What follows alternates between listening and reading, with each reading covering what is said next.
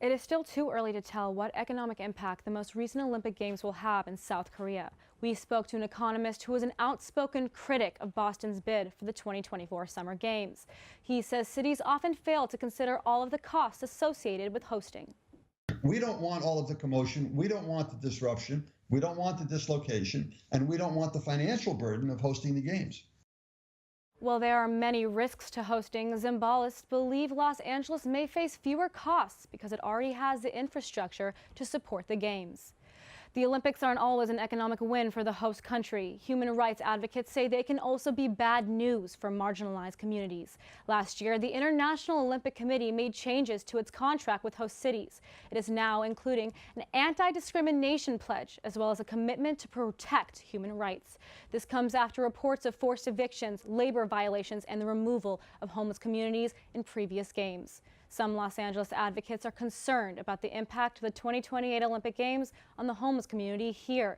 I spoke with advocates and experts about the possible effects for some of LA's most vulnerable residents. We have an exploding homelessness crisis. I think the numbers conservatively now are around 60,000 people, but it's probably more and it's ever growing.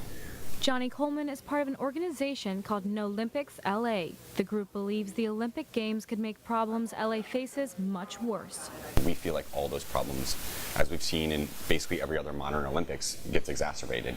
Police are militarized more, the homeless are like swept up and either put in jail or thrown somewhere else or given bus tickets out of town, fully displaced.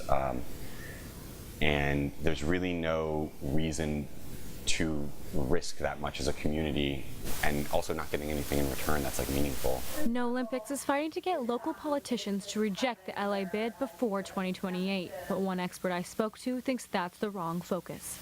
I think no Olympics should be more focused on solving the issue rather than saying just don't have the Olympics here. Because I think that's actually that's an easier thing to say. It's easier to say let's not have the Olympics because there is a humanitarian issue. The harder thing to do is saying yes, let's have the Olympics and solve this issue because we can do both. Jack LAHEY is program coordinator for the USC Transition to Housing Project for homeless individuals in Los Angeles. He says the homelessness crisis in LA existed long before the Games and challenges advocates to step up and solve the problem now. I don't buy it as okay, the Olympics are here, now it's a crisis. It's a crisis now, and we have 10 years to fix it. According to the Los Angeles Homeless Services Authority, California has the largest population of homeless individuals in the country, residing in places not fit for human habitation. Activist KALEB has been on a hunger strike for the last 23 days, while chained to a fence on Skid Row. He wants to call attention to the homeless crisis going on in Los Angeles.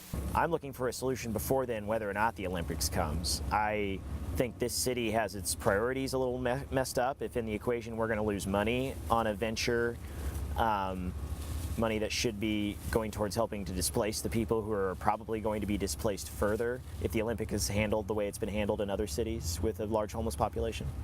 Havens believes housing is a human right and that the city of Los Angeles could be doing more to utilize land for housing. In a drought, you shouldn't be allowed to sit on a huge reserve of water while people are dying of thirst. Similarly, you shouldn't let people die for lack of shelter by sitting on a reserve of land you have no use for. Havens and other advocates want a portion of the money made from the Olympics to go towards housing development for the homeless communities. We're not going to win tomorrow. We're probably not going to win next week. Even if we're forced to have them, we could maybe go back to the bargaining table and get something meaningful for the communities. That's, a park's great, but if 1 in 5 kids in LAUSD is housing insecure, what good is a sports program if you don't have food or a house? I reached out to the office of Eric Garcetti for a statement, but have not received a response yet. With the International Olympic Committee implementing revised human rights protections, there might be a chance for the future of the Olympics.